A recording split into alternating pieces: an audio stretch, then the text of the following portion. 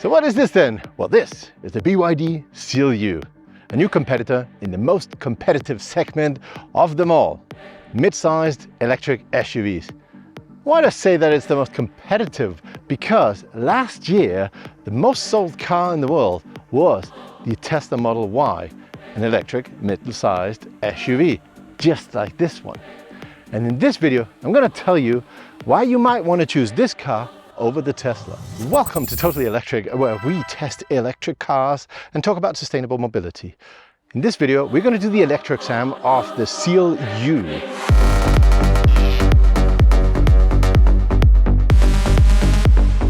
The ElectroExam is our own proprietary format where we test 8 different categories, all very relevant if you're going to buy an electric car. Because it's not always the same things we need to look at when buying an electric car as opposed to buying a combustion engine car. So we do these 8 categories, and some of them with tests and opinions, and that's what you're going to get in this video. At the end of it, we're going to give it a final score, and you can compare the score of this car with other cars that have passed through the ElectroExam on our website. I'll put a link in the description below. Now let's get back and talk about the Seal U. The BYD Seal is a mid-sized SUV. It's 4.78 meters long, 1.89 meters wide, and 1.66 meters tall. Those are quite common dimensions in this segment, so what makes the BYD Seal U stand out? First of all, the battery. It's got 87 kilowatt hours of battery, which is a lot for a car this size. And the battery is actually LFP, so lithium, iron, and phosphate, which is a chemistry usually used for smaller size battery. The battery is made by BYD themselves, and it's what's called the blade battery because they're sort of stacked like blades inside. Being an LFP battery means that it can last basically forever. This battery is rated for up to 5,000 charging cycles. So a charging cycle is a full charge and discharge of the battery. And since this car can do 500 kilometers on a charge according to the WLTP standard, it means that it can do 2.5 million kilometers before the battery is worn out. So yeah, you can stop worrying about longevity of the battery just about now. So the BYD Seal U is available in 2 different versions. Well, actually there are a few others, but those are hybrids, and you're watching Totally Electric, so who cares about hybrids? The pure electric versions are the comfort and the design. The biggest difference is that the comfort has got a 71 kilowatt hour battery and this one's got 87 kilowatt hours. And there's only 4,000 euros of difference price-wise between the two, so I definitely think that this is the version to get. So for the price of 44,500 euros, you get a front-wheel drive car, 280 horsepower, same as 160 kilowatts. You get 500 kilometers of WLTP range, which we are going to test in this video. And you get an acceleration from 0 to 100 in 9.6 seconds. 9.6 seconds? I don't remember the last time I tried a car that slow. I'm sure there's something wrong here. We're going to have to test that and see if that's really true. Now onwards, and let's have a look at the exterior of this car.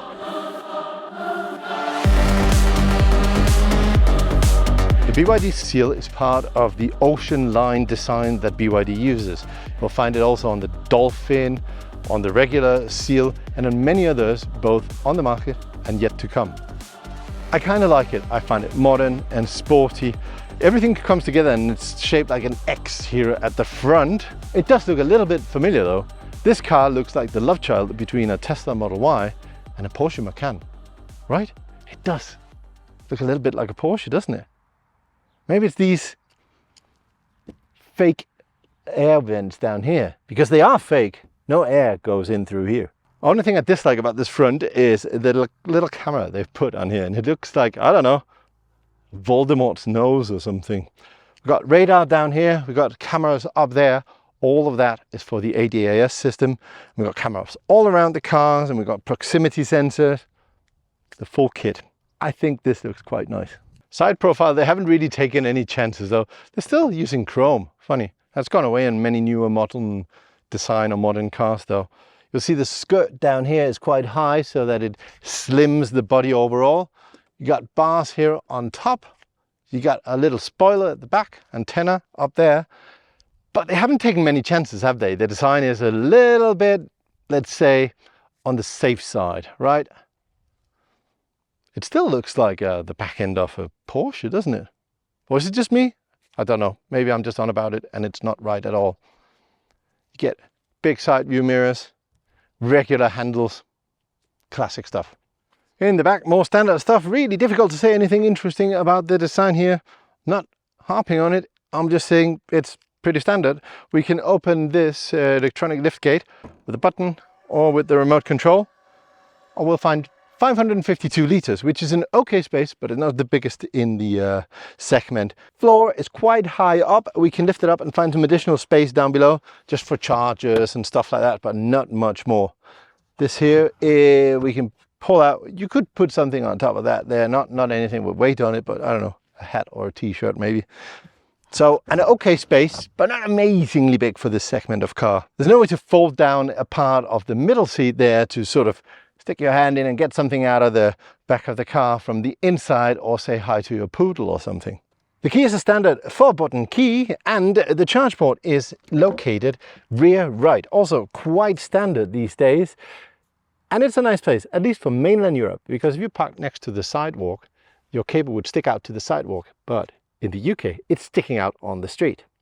So there you go. It's an okay place. I think it's quite nice. I don't like these rubber thingies though. Why, oh why do we need all this rubber stuff there? I forget to put it on and it's always dangling around. If some cars don't need it for the water to get in, then why do some cars need it? Just get rid of it. Well, there's one interesting thing about the key. You can actually click on this button here. If you hold it down, the car will start up and start to cool itself down, which is quite useful on a hot summer's day in Spain, like today. Hey, let's just check out if this car has a frunk. I think it does, not sure. Have to pull on a lever on the inside. That is never a good sign. And then when we open it up, oh, I have to pull it twice. And then when we open it up, you'll see that there's a hang on. There's clearly space for a frunk, but they just didn't put one in. Let me show you what I mean. There is so much space in here, I could transport entire families in here. Seriously, I think there's even these points where they could mount a frunk. Is it me, or didn't there used to be a frunk on this car and they maybe forgot to put one in here? I don't know. It seems an incredible waste of space. There's so much space. So we're ready to do the range test in the BYD Seal U. Here's a funny little detail. This car does not have a trip computer. Yes, in 2024 you can find a car without a trip computer. I mean, it does have almost a trip computer. You can get the driving time and the average speed, but you can't actually set it to see how far you've gone on a specific trip or how much energy you've consumed or your average consumption. It'll do like over the last 50 kilometers or the full total kilometers of the car, but it won't do a specific trip. So that's complicated when you're doing exactly what I'm doing. So I've got to take a photo here of the data I've got on screen, and then I'm going to have to use math to figure out how far we've gone and how much energy we've consumed. This car's got 87 kilowatt hours of battery. With it, it's supposedly be able to do exactly 500 kilometers according to WLTP. That is, I believe, 310 miles. But as always, let's go drive that way until we're halfway through the battery, turn around, and then we come back. One of the most important things when you're doing a long road trip in an EV is that the car helps you plan your charging stops. It needs to tell you where to stop, how much battery you're going to have when you get there, how long time you need to stay for charging. It needs to tell you information about the charging stuff, like how fast will it charge, and you know, how many plugs will there be, and all that stuff. Now, up until now, BYD didn't do that. So if you were to travel from Madrid, where I came from, too far away or further away than the battery would take you, you were on your own. You'd have to look, well, you could find the station there, but it wouldn't actually plan a route using them. Now this has changed. Check this out. I'm in the middle of Spain now. I can go to Berlin, which is 1,700 kilometers away, and I swear the battery won't take me there in one go. So it's going to plan a route there, and as you can see, it's planned a route with stops on charging stations, which is wonderful. Perfect. It tells me exactly all the information I want to know about them as well. It will even give me information about the charging stops. It'll tell me how much I have to charge to. So I have to get there and then I have to charge to 72%. It'll take me 42 minutes according to this. It's a CCS combo. There's 1 out of 2 chargers available. And on some of them, it'll even tell me the price. Perfect, BYD. That is how it's done. That is exactly. No, I didn't want you to do anything. Just go away. Here's a funny little detail. As you saw, I could plan this route and it pops up on screen and everything, and I didn't have to actually do anything for it. I just have to set my destination. But instead of clicking on the screen, which you shouldn't be doing while driving, I try to use the voice recognition system. The following thing happens. Hi BYD, take me to Berlin in Germany. I found these. Which do you want? The first one. Okay. Berlin, Germany. Okay, so now it's planned a route and I'm gonna be driving for a day and an hour according to this, and perfect. All right, so just like before, we're traveling to Berlin. However, it's forgotten to put in the charging stops, which is hilarious. Oh, why do you do this, BYD? Why do you plan it perfectly well if I sit there and tap on the screen, which I shouldn't be doing? But if I actually use the voice control system, it doesn't use any of these clever EV routing systems. Close but no cigar. Okay, so I've been driving for about 130 kilometers, a little over an hour now. I just want to be very clear about this. I'm doing exactly 120 kilometers an hour, though you might see 121, 122 up here, but I'm using a high precision GPS to check that I'm actually doing exactly 120. This is just the deviance that the car shows on the actual speed. I do this on all the tests I do because it's the maximum allowed speed on the highway here in Spain and in many other places in Europe, by the way. And because that's when it really matters how far you can go. It's highway range is what's important. It doesn't really matter how far you can go in the city or when you're just driving around town, because you'll probably always have a charger nearby. And even though I might also have a charger nearby on the highways, this is when it's really important, because if I want to do a long road trip, I don't want to stop too often. And this is what we want to know. We want to know how far can I go when I do a road trip or when I do a long trip somewhere. So that's why I do all my tests like this, 120 exactly according to GPS standard. So here's a funny detail. I've currently got 55% battery. And if I turn around now, it sort of tells me I'm gonna get back to the charger where I started from with 19% battery.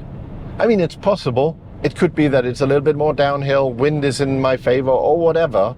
So it's possible. However, I spent 55 or 45% battery getting here. Am I going to spend 30 going back? Seems very optimistic. Am I really going to get back to the charger with 19% energy left? Well, I don't know how precise this system is, and do you know what? I dare not take a chance on it. So even though I've got 55% battery left, I'm going to turn around and let's see if I am actually able to get back to the charger with 19% battery left. Let's see how precise this system actually is. So I was supposed to reach the charger with 19% according to the map, according to the calculations. I've now got 18% less than what I was supposed to get there, and I've still got 25 kilometers left. So the prediction wasn't extremely accurate. However, as you can see, I'm gonna get there now with 12%, so it's fine. I sort of thought it might be like this, so that's why I turned around when I did.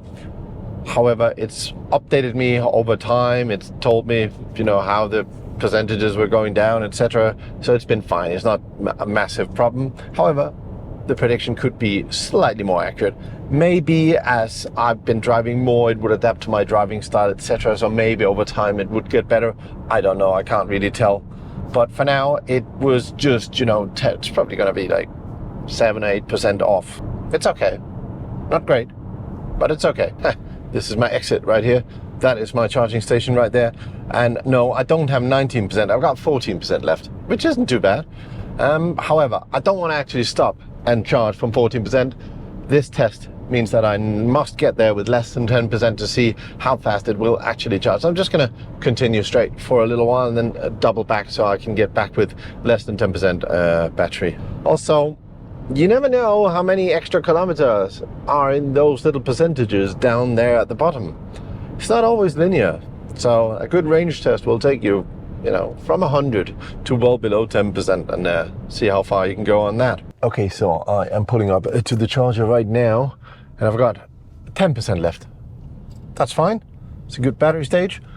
Now, I don't really know how far I've driven or how much energy I've consumed or what the efficiency of the car is because, as I said at the beginning of this video, there's no trip computer on board, so I have to stop, use pen and paper and math and figure that out. So I'll get back to you on that in a second. Okay, I've done 322 kilometers, but I've still got 10% left on the battery and I left with 98%, so we're gonna add 12% on top of that, meaning that I get a total range on this car in today's driving conditions of 365 kilometers. The reason for it having only that little range with a relatively big battery is because this is a thirsty car. It spent 23.6 kilowatt hours per 100 kilometers. And that is quite a lot if I compare it to recent cars I've done this test of with the same kind of size. I could talk about the Renault Scenic E-Tech, which was around 21. And then there was the Tesla Model Y, which was below 19. So 23.8 is rather high. The temperature today has been between 18 and 25 degrees, which is the same as 65 to 77 Fahrenheit. It's been good driving weather, not too much wind, been able to do it good speed, averaging 111 kilometers per hour. Don't pay attention to the screen right now. I've stopped here to do math, so it's gone down. Now let's see how well it charges. Okay, so I'm at this Thunder charging station. I've just started the charge now. You can maybe see it on screen there that I'm at 11% now. It is charging out 140 kilowatts, and that is the maximum that this car will do. The charging station will actually do 360, so we're limited to what the car will do in this case. My standard test here is to see how long time will it take for this car to charge 200 kilometers on the fastest available charger I can find. So this car being not the most efficient of all cars out there means that I have to charge 46.7 kilowatt hours in order to do another 200 kilometers. This is a reasonable amount of energy or reasonable amount of kilometers because that's what you're comfortable can do between stops on a long road trip. So 46.7 kilowatt hours. How long time is that going to take? Okay, so we're still charging 140 kilowatts. We're at 18%. Let's see what info we can see inside the car. I mean, not a lot more, but you get another decimal point on the kilowatts, and you can see how much time remains for fully charging the car. However, if we were to put in a destination on our GPS, it'll say how much time we need to charge until we have to reach our destination. So let's keep plucking away at 140 kilowatts. I'd hope it stays that way, and then it'll be a quite short little stop over here. At the Thunder station, I can actually follow along with the charging on their app, and I can see the charging curve. Now here's a really interesting thing. I'm currently at 30% and I'm still charging at 140 kilowatts. So BYD has definitely improved the software on their cars. The first versions I tried a couple of months or maybe even a year ago, they had sort of jumps where it went from 140 to 70, then to 100, then to 50, then to 80. So up and down. This one seems to be stable at 140. And maintaining a high charge rate is really important when you're doing long road trips. It's almost more important than what the maximum charge rate is, because if you can maintain a high speed of charge during a long time, it really, really matters, because other cars where you get like say to 50 or 60% really drop off the charging speed. So if you want to get a little bit extra range out of it, it takes a really long time. Now let's go back to the BYD and see how it's doing. Okay, we've charged more than the 23 kilowatt hours already. So the first 100 kilometers comes up in less than 10 minutes. Not bad at all. Maybe I spoke too soon. As you can see, now we're at 38% and charge rate has dropped all the way down to 76 kilowatts. So suddenly there was a bump down from 140 straight down to nearly half, 75 kilowatts. Funny thing, BYD does that. Funny thing. Okay, we have now surpassed the 47.6 kilowatt hours for the 200 kilometers and we're at we've been charging now for half an hour, right? So it took us about 10 minutes to charge the first 100 kilometers, but it's taken us nearly 20 to charge the next.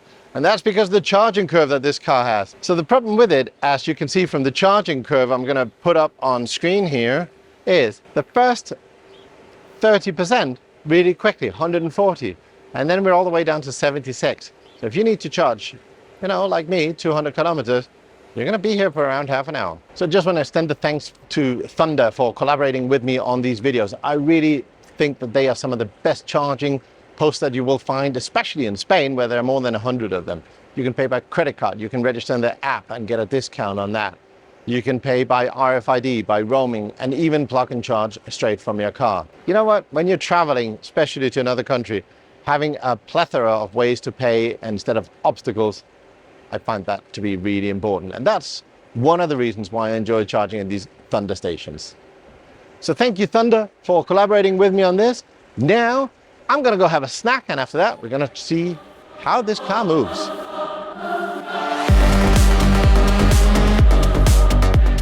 Let's see how this thing accelerates. Officially 9.6 seconds from 0 to 100. 218 horsepower, 160 kilowatts of motor in the front. I'll put it in sport. I'll put regen to minimum. Let's have a go. I'm in sport mode, minimum regen strip here in front of me where I can really test this out. I'm gonna use the Draggy high speed or high precision GPS. Let's go. It's funny, it takes it a second. It's not a lot of drama. It's not like I'm nervous doing this. It's like leisure more than anything. See if I get to 100 before I run out of road. Yeah, that was it. No drama, no fuss. Is it really 9.6 seconds? That seems incredibly slow. Okay, I've done it a few times now. Let's go have a look at the numbers. So I've done it a few times now, and official time is 9.6, and the BYD Seal U did it in 8.46. Wow, that's 1.2 seconds faster than the official time. Good job, BYD. Well, maybe you should just put a faster time on your spec sheet, right? I mean, it's not like 8.45 is an incredible time either, but 9.6 is definitely slow. So the car has got 4 different driving modes. We've got snowfield, if it's snowy outside, which it isn't because I'm in Spain. Eco, of course, if you need a little bit of extra range. Normal, and sport. Let's put it in sport for now.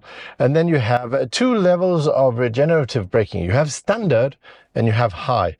I'm just going to ignore standard right now because I can tell you it's not standard. It's just like no regenerative braking whatsoever. So I'm going to put it in high, and it's also in sport, and show you how the regenerative braking works in this car. Now, for an electric car, my ideal situation is that you can choose from several different levels of regenerative braking, and that it comes to a full stop when you let go of the accelerator. I'm doing 40 or 50 rather. I'm letting go. It's slowing down, but not very much. Naming this regenerative braking high is a misnomer. It should be low and super low, or nothing and low, because there really is no significant regenerative braking on this car. It just cruises to a stop. I mean, it's not really regenerative braking, or it hardly feels like it. In fact, I can see here it regenerates at a maximum. If I go at 60, I'll let it go. Maximum regeneration is 30 kilowatts. I guess that's okay, but it doesn't feel like anything. And immediately it's down to like 10 kilowatts of regenerative braking. Very little, too little. Other than that, the car is front wheel drive. So if you push it, it will skid out, or the front end will start skidding around. There's just not enough weight on the front wheels for a car that has 200 plus horsepower. But it's not really a problem on your everyday driving. It'll be fine. It's comfortable. It's relatively safe. In fact, yesterday there was an incident in front of me where I had to do emergency braking and swerving to avoid a crash that happened right in front of me. And the car performed really well, maintained control. Stability was excellent. I was the only one a bit nervous there, but the car handled the situation just fine. So driving wise, this is a very, very comfortable car. It's very quiet in here, and you know, it's not sporty or firm. It's more like bouncy and soft and happy. Yeah, I guess that is what you want in a family car like this, isn't it? The interior of the BYD Seal U just feels like a luxury car. Really, it does. It's like leather or leather imitation everywhere, and we've got these stitches, like toothpaste colored stitches. They look really, really nice. We've got these seats, ventilated, stitches, leathery, firm and nice to sit in. Everything looks really good. Even the center console has got, you know, a mix of very, very nice materials. It doesn't feel plasticky or like anything that people would think about when they think about cheap cars out of China, because this certainly isn't cheapish at all. It's got great build quality on the interior. The steering wheel is big and chunky, feels solid as well. I'm sitting in the seat and very comfortable. It's not too soft, it's not too cushioned, it's firm. But yeah, I like it this way. So there's this electronic moonroof that I can either open, so if I want to get some air in while driving, or I can even cover it up with a curtain that's electronically operated from up here. I'm not going to do that because my camera is going to fall down. And there's plenty of space in the interior as well. You've got phone chargers, cup holders, loads of space here, loads of space down there with USB-C, and you can even put an SD card in there to bring up multimedia on the screen. You got loads of pockets in your doors as well. I've even got space for my cool sunglasses up here. Oh yeah. How about that? So yeah, the interior looks really nice. The presentation and the materials are great, and it's very, very spacious. Now on top of that, the build quality is top notch. There isn't a squeak or rattle or anything even close to that in here. Everything fits absolutely perfect. These Chinese cars have come such a long way. It's absolutely top quality in here. You even get this massive big screen, which for the party trick, it can swivel. Yay. I don't know what that's good for really. I think it's kind of silly because you just put it like this and then everybody drives it like this. I guess it's good for when your neighbor comes over and say, so you bought a Chinese car, what can it do? And you can say, well, it can swivel the screen at least. We've also got LED displays that light up at night and can glow in a beat to the music if we want that. So we've got the middle screen here, we've got a secondary screen behind the steering wheel, and we've got a heads-up display. Now the heads-up display is quite basic, but it's okay. It gives me the speed limit, and a little bit of information about the ADAS systems. Everything else is managed on these two screens here. I also have some buttons on the steering wheel, not too many, but not too little, on the left-hand side for the driver assistance features, on the right-hand side for audio and a few other things. And then I have a space down here where I've got my gear shifter. Nice looking one, by the way. It's sort of a, don't know, glass kind of thing, like in the BMW iX. And I have a few buttons for changing my driving modes. Not really that interesting since driving mode, well, you can see that later on in the video as well. In the middle, I can change my gears, I can put it in park, and I can change my driving modes, turn up the music, and a few other basic things. Everything is well laid out. The amount of buttons compared to screen usage is just perfect.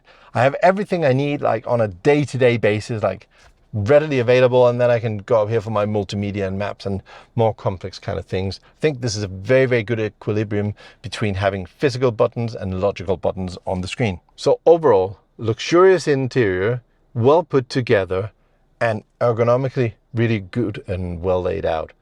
Now let's see if I can fit in the back as well. In the back of the Seal U, I fit very well. I've got plenty of legroom, I've got plenty of headroom, I'm comfortable here, and I'm 6'4", 1.90 m. I mean, I could have a little bit more of moonroof here to the side. It's sort of in the center, but that's about all the complaints I can find. Back here, I can put down this armrest, and I've got two cup holders. I've got two USB-C ports, a little pocket for storing stuff. I guess back here, you could very easily fit 2 adults, probably even 3. There's so much good technology in this car. Let's just focus first and foremost on the operating system we've got here. It works really well. There's no or very little lag. It's very comfortable to use. It's internet connected, though sometimes you might need to use a Wi-Fi hotspot on your mobile phone if you use up all the gigabytes that a BYD give you per month. Now, one new thing that's come through on a recent software update is you got Apple CarPlay, which can connect wirelessly to your phone. Wonderful. You don't have to plug in a cable as you did before. Now it's completely wireless. So this is great if you want to use a different navigation system than the one that comes with the car, for example, if you want to listen to your music or your Spotify or whatever. But you even get Spotify and other apps you already inbuilt in this car, so you might not really need it. Another thing I really like that I discovered after having done my first review of one of these BYD powered systems is that if you pull down your finger from up there, you get some quick access one, and one of them, you can manually configure them which ones you want there, is the TSR. That is the something speed recognition. Means that if this little blue button is on, the car will beep at you every time you go just a little bit over the speed limiter, which you will do inevitably, you know, because they change all the time. But if you turn it off, it's gone. And before you had to go in and dig through menus to find this, now it's right there, just pull down and that's it. Furthermore, we've got this new navigation system with the charge point that also works really, really well. So on that sense, technology has improved. And these are the OTA, so they're updates that just come pulled down over the internet. Wonderful. So I get a set of pre-installed apps, and that's all very nice. But I can also add more from the BYD store. However, right now it says I don't have an internet connection, which I do. So I'm not sure what's up with that. Music can be played through some of the streaming services included in this, or you can also put in an SD card down there with music and even video on it, so you can watch a movie on this thing here. Now, I might have shown you this before, but it can actually swivel around. Funny thing is, however, if you connect Apple CarPlay, it will only be horizontal. Another thing is, if you've got sunglasses which are polarized, you can only look at the screen if it's horizontal. If you look at the screen while it's vertical, it'll just show a black screen with your polarized sunglasses on. Very funny, isn't it? I also got LED and other such things here. I've got this heads-up display. I've got a secondary display here, and it all works really nice. There is one problem with this, though. The screen tends to dim very, very heavily, especially if you're just driving under a tunnel. It can be broad daylight, but you're just passing under an overpass or something like that, and everything turns so dark you can hardly see anything on it. And it takes quite a long time for it to get back up to full brightness. Other than that, it's a pretty good system. Works really well. I'd be happy with it. You can even divide it up so you got one app on the left-hand side and another one on the right-hand side. How cool is that if you want your navigation on one and Spotify on the other side? Climate controls are 2 zones. However, you sort of have to fiddle with it manually, because if it's on auto and even if it's at a certain temperature, it tend to blow really aggressively, and I haven't quite figured out how to set it in any auto setting to be comfortable. So I tend to switch it up and down with manual settings, and it's not great in that sense. So I've got heated steering wheel, I've got heated seats, and I've got ventilated seats. I've got a glass roof I can open up. I've got LED interior lighting. Yeah, it's got lots of really nice technology points, this car. So the car's also got an absolutely amazing set of cameras. So first we've got front camera, rear camera, left camera, right camera, so no curb rash for you anymore. We've got front wide angle, rear wide angle, and look at how big this screen is. We can see both side cameras at the same time. And if all of that isn't enough for you, you can even see a 3D version of the car as viewed from outside while you're driving slowly. This system is perfect. It works really, really well. You can park a big car like this in a small spot without curb rash, without hitting anything. Very nice system. And of course, we have the voice assistant, which we can activate on screen on the steering wheel, or simply by saying, "Hi BYD, what's the temperature outside?" Currently it is mostly sunny in Chiloches with a temperature of 30 degrees Celsius. Today it will be partly cloudy with a low of 18 and a high of 30 degrees Celsius. I told you it was hot outside. So yeah, a nice technology package. Currently the temperature is 30 degrees Celsius in Chiloches. You set that. It is mostly clear with a low UV index. Okay, so be quiet now. So a really nice technology package for this BYD. Everything seems to be working quite well. What is up with the temperature in these cars? What, 22 degrees Celsius is a nice warm room temperature, at least where I'm from. Outside is 20 degrees, well, 19 right now. So I've set it to 22, which is kind of normal. Sometimes I even put it to 21 and it's fine. However, it blows cold air out at me. I even had to turn off the auto, because if it's on auto, it just blows cold air out really fast. Auto is 3 bars of wind speed, which is, I don't know, hurricane strength, and it's just too much and it's cold. Don't know what to do about it. Maybe I should put the temperature up to like 25 degrees to actually be comfortable at 21 in here, but I don't want to do that because right now I'm doing a range test and I don't want to use excessive energy on something like the climate. So I'm just gonna go through it, just walk through the cold of 22 Chinese degrees. It's funny, I say Chinese because it's not the first time I've seen this in an Asian car. The MG4 also had this on some of the models where you'd have to actually set it to 25 or 28 degrees for it to blow out 21 to 22 degrees of warmth. Strange. So this car has a level 2 driving assistance feature set, which means that it'll keep me at the right speed and even follow traffic, and it'll keep me in the lane when I'm driving. So in front of me on the heads-up display, I've got 3 icons. One says that the emergency lane exit avoidance is active, so if I just have nothing else active and I fall asleep or whatever, it'll sort of push me in if I step on the white lines.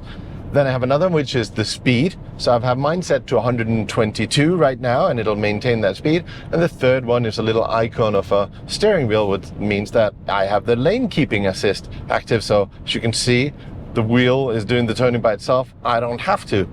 All good so far, and the system works quite well. As you can see, we're going around a slight bend here, and no problem, the car will do it perfectly well. However, there are 2 things I dislike about this. You do need the heads-up display on because the icons to see whether it's on or off on the display down here are incredibly hard to see. The difference between on and off is a slight change in tone from gray to green, and it's really, really hard to tell. So you do have to use your heads-up display, right? So if you've got your heads-up display, that bit's sorted.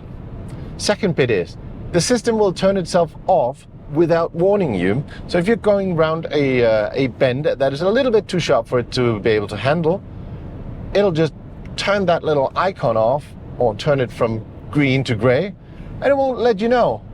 Like it's done it now. I just noticed that if you see, it'll step on the line if I don't do anything about it. It'll just turn off when there's too sharp a corner or too sharp a bend, or if you go about 123 kilometers an hour. Yes, this system only works up to 123 kilometers an hour, which is annoying if you're traveling around Europe, where in many places you can do 130 legally on the highway.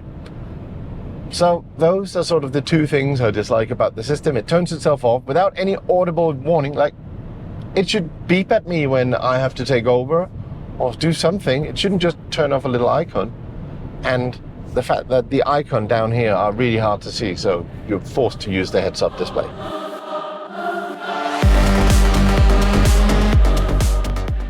Let's score the BYD Seal U design. We have 8 categories, each with its own weight towards the final score. First up, range and efficiency, which accounts for 20% of the final score. We tested the BYD Seal U in fairly typical conditions in Spain, with clouds and moderate temperatures between 18 and 25 degrees centigrade. At an average speed of 111 km per hour, the car covered 365 km with an efficiency of 230 watt-hours per kilometer. That's on the high end, so it could be more efficient, especially for long trips. For this reason, we give it 6.5 points in this category. Charging experience, which is 10% of the final score. This BYD can charge at a maximum power of 140 kW in DC, and in our test it charged enough for the next 200 kilometers in 28 minutes. The best part is that it has now received an over-the-air update which includes a route planner with charging stops. This is very welcome as it makes long road trips and finding chargers much easier. This detail adds to its score. So we also get vehicle-to-load technology. Overall, we give it 6.5 points in this category. Driving and performance. This front-wheel drive SUV accelerates from 0 to 100 in 8.4 seconds. It's not exactly a sports car, but it does the job well for daily use. However, the regenerative braking leaves much to be desired. It could be much stronger, and the car doesn't come to a complete stop with this function, which takes away some comfort. Overall, the driving dynamics aren't great. We give it 3 points in this section. Interior and quality. Stepping into the cabin, you can tell BYD have done their homework. The materials are solid, the fit and finish are well executed, and the space is adequate for an SUV of this size. Plus, the modern and minimalist design adds points. It's missing some premium touches, but overall, it doesn't disappoint. In this category, we give it 8 points. Exterior and design. The exterior design of the BYD Seal U follows the ocean aesthetic style, which we've seen in a few BYD models by now, which gives it a fresh, modern look. But it looks almost like a baby Porsche, though it's surely just a coincidence. The car has a friendly, non-aggressive exterior, which is good. It's not a design that will win awards, but it's also not going to offend anybody. So, for exterior design, we give it 6 points. Technology. The car uses its own proprietary operating system, which works really well. Plus, thanks to the recent OTA updates, it now includes wireless Apple CarPlay and Android Auto, something that it didn't have before. This significantly adds to the car tech experience, improving connectivity and user experience. In technology, we give it 7.5 points. Driver assistance. It comes with a level 2 autonomous driving system, but it is far from perfect. On highways, it performs as expected, though it can feel a bit limited at high speed since it's capped at 123 km per hour. I don't like that it turns off without giving a warning to the user, and also the indications on the display are hard to read. There's no auto park or lane change assistance. We give it 6 points here. Price. This is 20% of the final score. The BYD Seal U starts at €41,080, and the version we tested goes all the way up to €44,580. Compared to rivals like the Tesla Model Y or the Peugeot 5008, the BYD is clearly cheaper. Even the Model Y, known for being aggressively competitively priced, costs more than the BYD Seal U. At this level of equipment, the BYD presents itself as a much more affordable option. That's why we give it 9 points in the price category. With all that, the BYD Seal U design ends up with a total score of 69 out of 100 points. Remember that you can check out the scoring on our website and compare this to other cars that has gone through the same test. So that is the BYD Seal U. At the beginning of this video, I told you I would give you reasons for purchasing this car over the Tesla Model Y. And some of the reasons could be a more luxurious interior, better screen availability, a heads-up display, loads of space for the rear seats, and an overall more maybe traditional car package that is easier to adapt to than those modern day EVs that can be quite a switch if you're used to a classic combustion engine car. This car is practical for everyday use. You can take it on road trips, and the price point I think is just right. I hope you enjoyed this video. If you did, click like, please subscribe. I've been Lars and you've been watching Totally Electric.